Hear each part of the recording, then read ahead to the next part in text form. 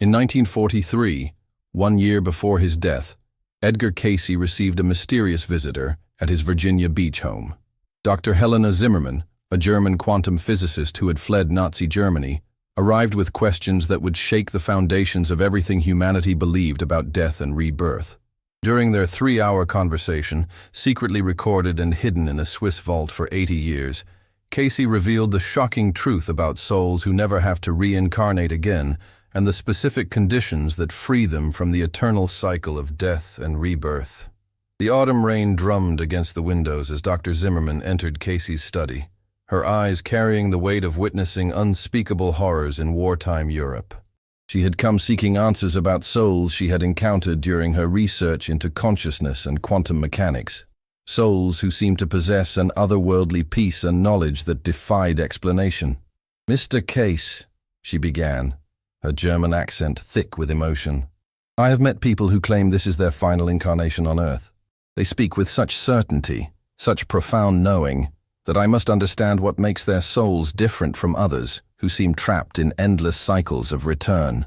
Cayce sat in contemplative silence for several minutes, his eyes closed as if consulting invisible advisors.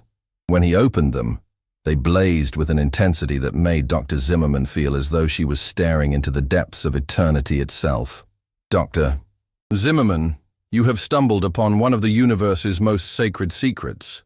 There are indeed souls walking among us who have completed their earthly education and will never need to return to physical form again. These beings have achieved what ancient texts call liberation, what Eastern traditions name moksha, and what Christ referred to as entering the kingdom of heaven while still in flesh." The physicist leaned forward, her scientific mind racing to comprehend these implications. How is this possible? What distinguishes these souls from the billions who continue to reincarnate lifetime after lifetime?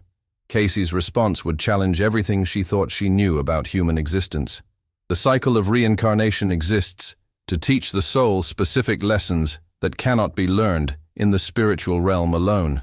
Physical incarnation provides experiences of limitation, suffering, choice, and growth that refine the soul's understanding of divine love and cosmic law.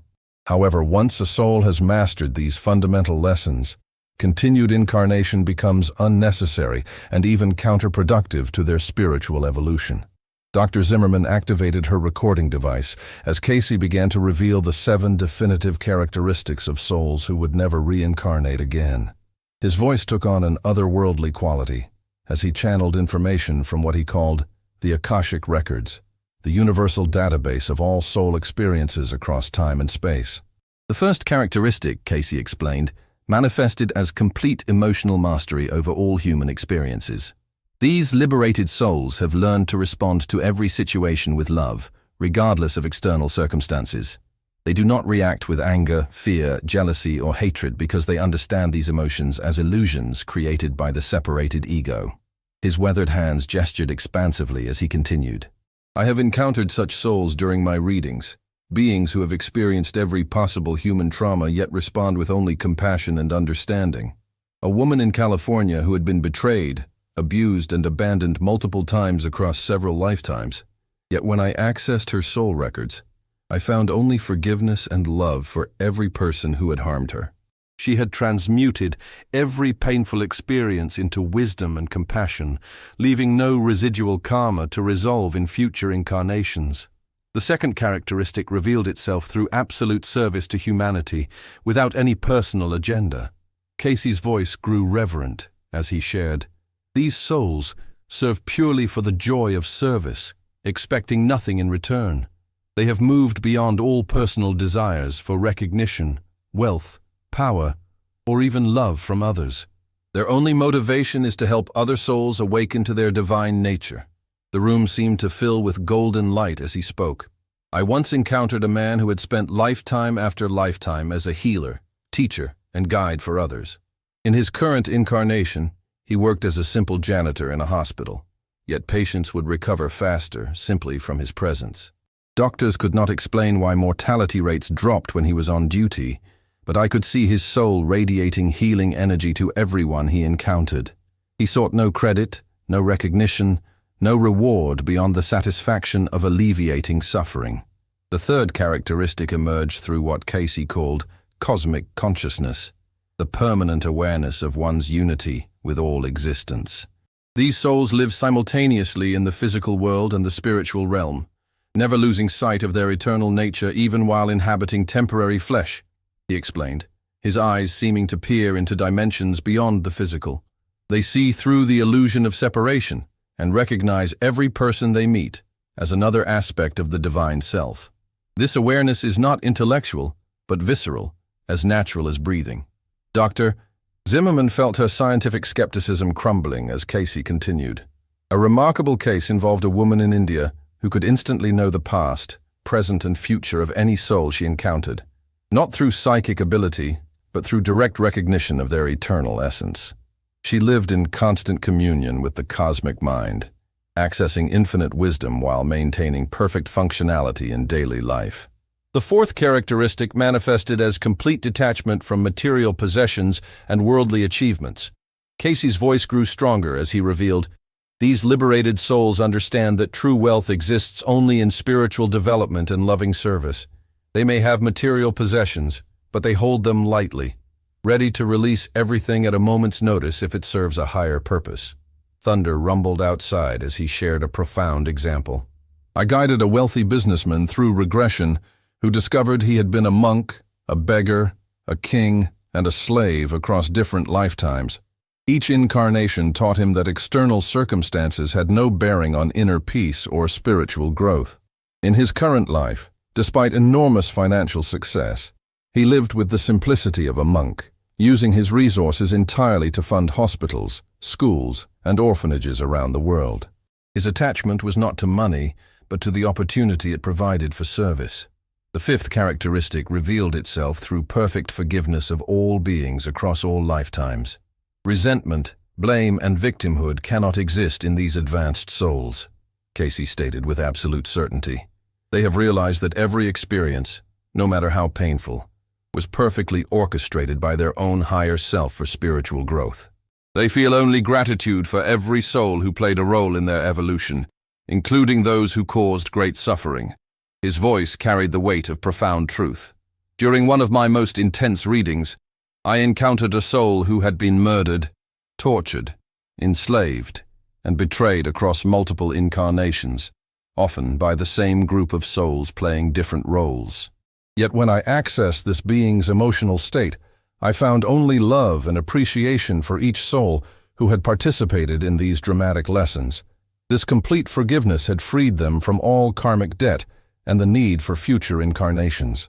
The sixth characteristic emerged through what Casey termed spontaneous healing presence, the natural ability to heal others simply through proximity.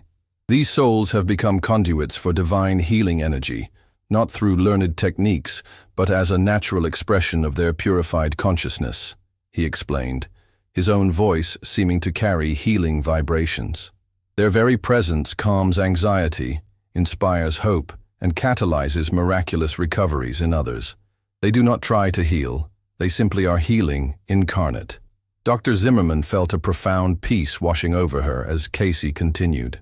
I documented a case of a woman whose mere presence in hospitals would cause spontaneous remissions in terminal patients.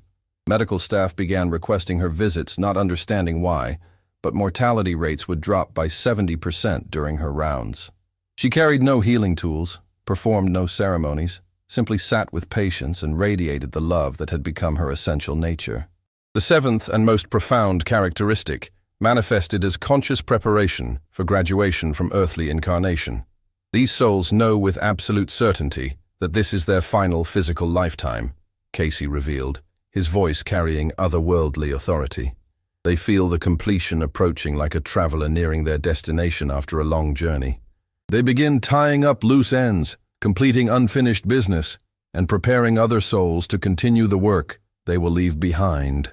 The room fell completely silent as he shared the ultimate truth.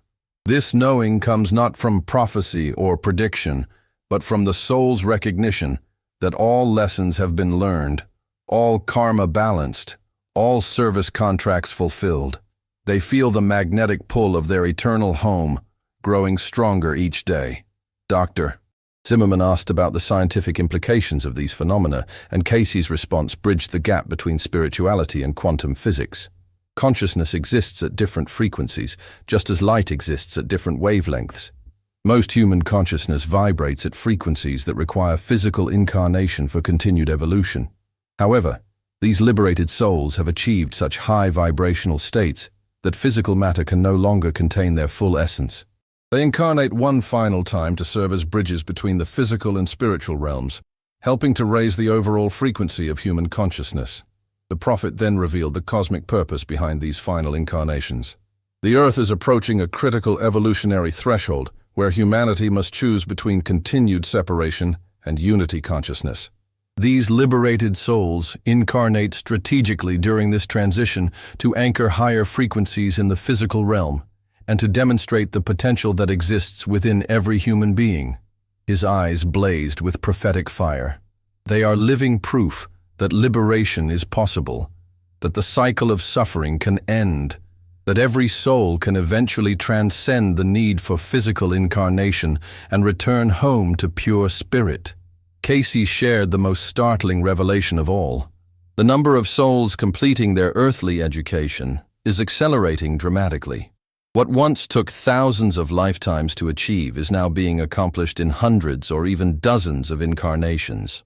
The intensity of current planetary experiences is compressing spiritual evolution, allowing dedicated souls to rapidly complete their learning and graduate to higher realms.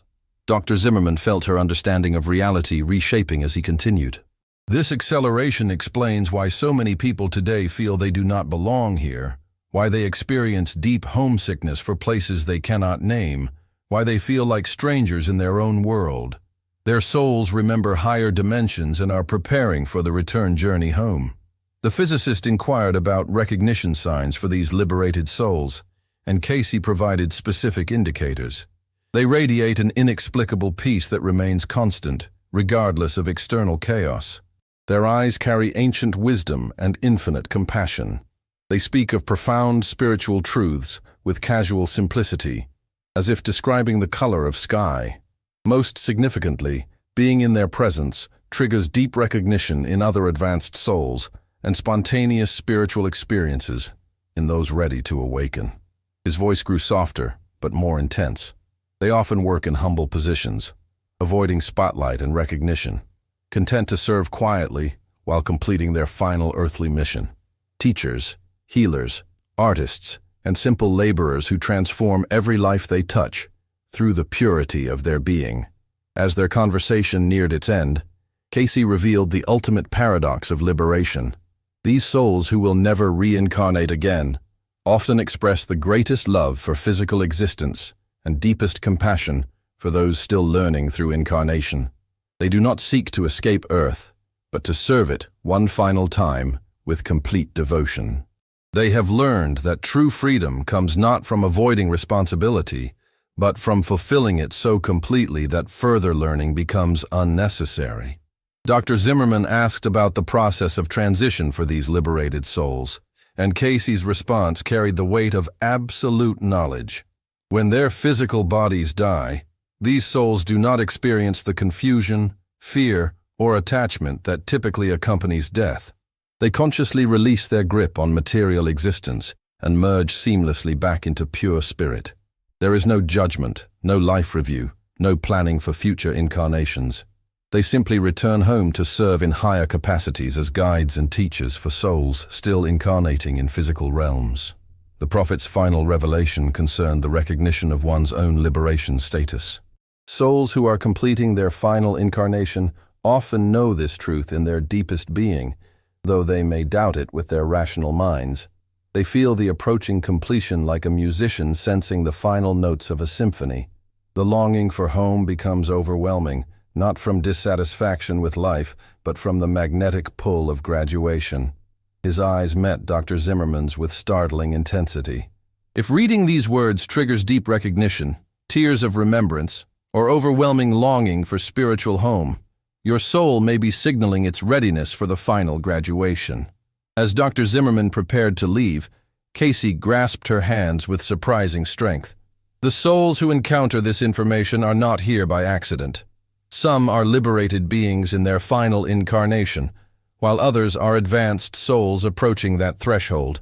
Either way, they are here to help usher in humanity's greatest transformation. His final words would echo through her consciousness for the remainder of her life. Tell them that home awaits, that their service has been seen and appreciated, and that graduation day approaches for all who have devoted themselves to love and service. The cycle can end, the journey can be completed, and eternal peace can be achieved by any soul willing to surrender completely to divine love. 1 year later, Edgar Cayce peacefully transitioned from physical form, becoming himself one of those liberated souls who would never need to return to earthly incarnation. Dr. Zimmerman spent the rest of her life studying consciousness and quantum mechanics, her research profoundly influenced by that transformative conversation. This recording, sealed for 8 decades, now emerges at precisely the moment when humanity needs to understand that liberation is possible, that suffering is optional, and that every soul can eventually transcend the need for physical incarnation through dedication to love, service, and spiritual growth.